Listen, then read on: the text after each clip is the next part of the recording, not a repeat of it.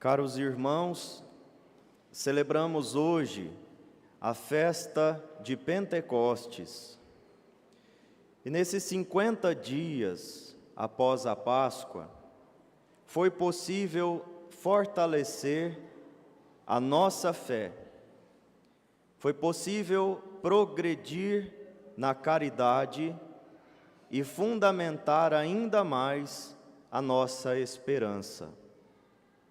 A festa de Pentecostes teve início como uma festa pagã, que celebrava a conclusão da colheita, festa que também os judeus, no princípio, celebravam para oferecerem a Deus as primícias das suas colheitas e para também agradecerem a Deus por terem colhido naquele ano. Uma festa de gratidão, festa da alegria pelas abundâncias dos frutos. Depois, Pentecostes tornou-se a celebração da lei, dada por Deus através de Moisés, a festa da lei.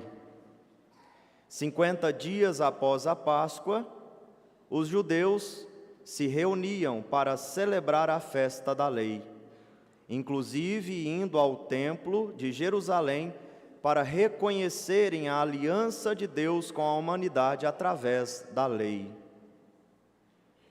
Podemos dizer, então, que era muito oportuno que o Espírito Santo fosse enviado nessa ocasião, pois ele representa a nova lei, que traz entendimento a todas as gentes, a lei do amor, e também representa a aceitação das primícias da lavoura de Cristo, ou seja, a igreja, que está reunida no cenáculo com Maria.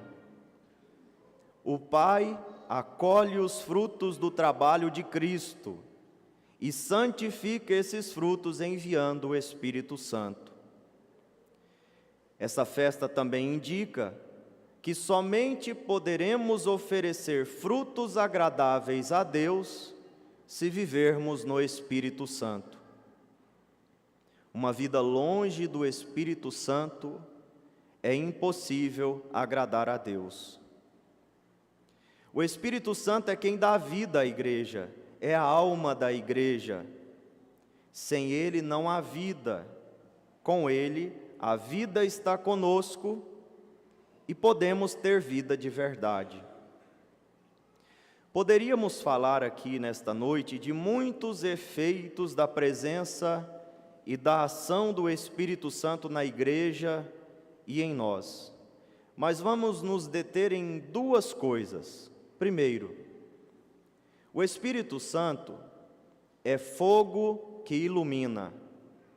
No dia de Pentecostes, a igreja primitiva vive uma experiência com o Espírito de Deus que vem sobre eles, primeiro, num vento impetuoso, e depois, em línguas de fogo, que repousaram sobre cada um deles. É incontestável que o fogo ilumina. Até pouco tempo atrás, o homem não tinha outra fonte de luz aqui na terra. Tochas e velas eram usadas para iluminar as noites. O Espírito é fogo que ilumina a noite de nossa vida, de nossas tristezas, de nossas dores, de nossos pecados. Ele ilumina mostrando a verdade para nós, a verdade que é Deus. É o Espírito que mostra o nosso erro, é Ele quem mostra nossas imperfeições e nossa necessidade de santificação, de mudança de vida, de conversão. O Espírito mostra os pensamentos e as ideologias erradas que nos levam para longe de Deus, portanto, para longe do sentido da nossa vida. A mentira nos leva inevitavelmente para as trevas. Quantas pessoas hoje estão perdidas por acharem que estavam no caminho certo.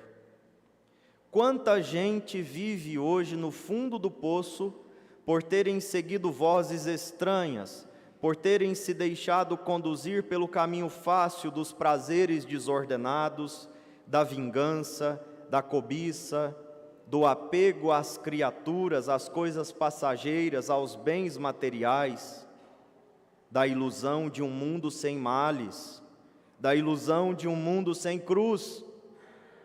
O Espírito Santo de Deus, que iluminou a vida dos santos, quer iluminar também a vida de cada um de nós, ou seja, quer fazer penetrar em nossos corações, em nossas mentes, a verdade que liberta, que alegra.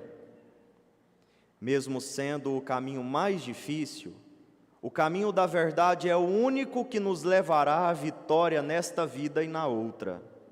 Não há sucesso na mentira e nas trevas.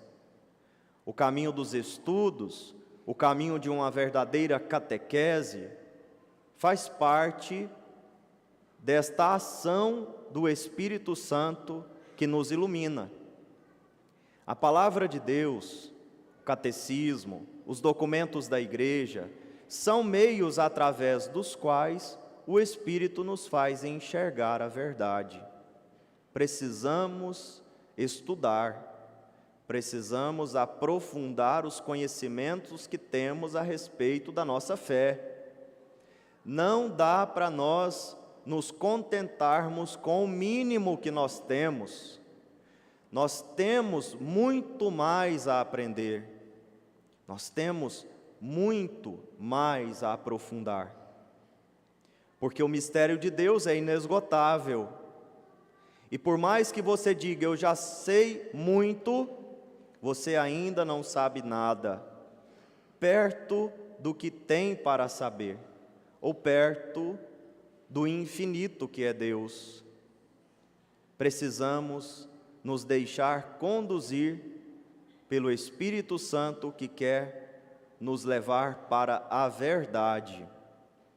Segundo, o Espírito Santo é fogo que aquece. À medida em que nos aproximamos da verdade, o fogo do Espírito Santo inflama o nosso coração, aquece a nossa alma, nos tira da frieza, da preguiça, do comodismo. Deixamos de fazer vistas grossas para o mal que há para ser combatido nesse mundo. Os santos, inflamados pelo amor do Espírito, viveram a missão com destemor, com coragem. Buscavam a Deus para si e para os outros, com o único propósito de agradar a Deus. O Evangelho só é força de Deus para aqueles que receberam o Espírito. Muitas pessoas já falaram do Evangelho e ainda falam, como um dado literário ou como um conjunto de doutrinas, de certa filosofia de vida. Quem tem o Espírito não trata a palavra de Deus com a frieza de um estudioso meramente interessado em conhecimentos que não tem vínculo com a própria vida. Um computador, por exemplo, armazena conhecimentos e doutrinas em sua memória, mas aquilo não incide na vida do computador. Claro que é apenas uma metáfora para dizer que não basta saber sobre as coisas de Deus, se isso não aquece a vida e transforma.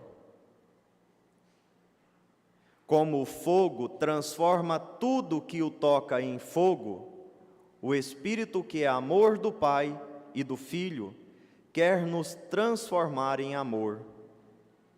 Quer fazer arder em nossos corações a verdadeira caridade, que nos leva a dar a vida por aquele que deu a vida por nós.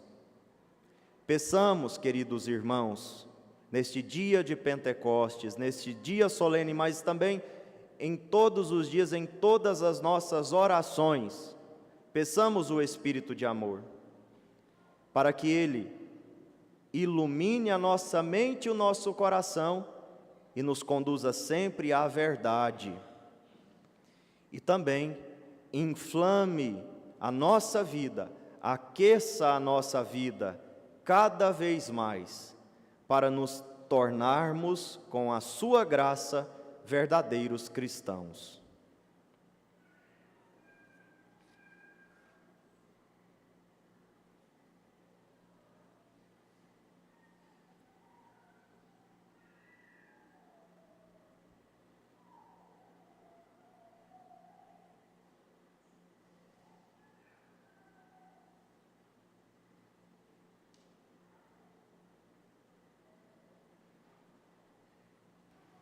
Professemos a nossa fé. Creio em Deus Pai Todo-Poderoso, Criador do céu e da terra, e em Jesus Cristo, seu único Filho, nosso Senhor, que foi concebido pelo poder do Espírito Santo, na Santa e da Virgem Maria, padeceu sob Pôncio Pilatos, foi crucificado, morto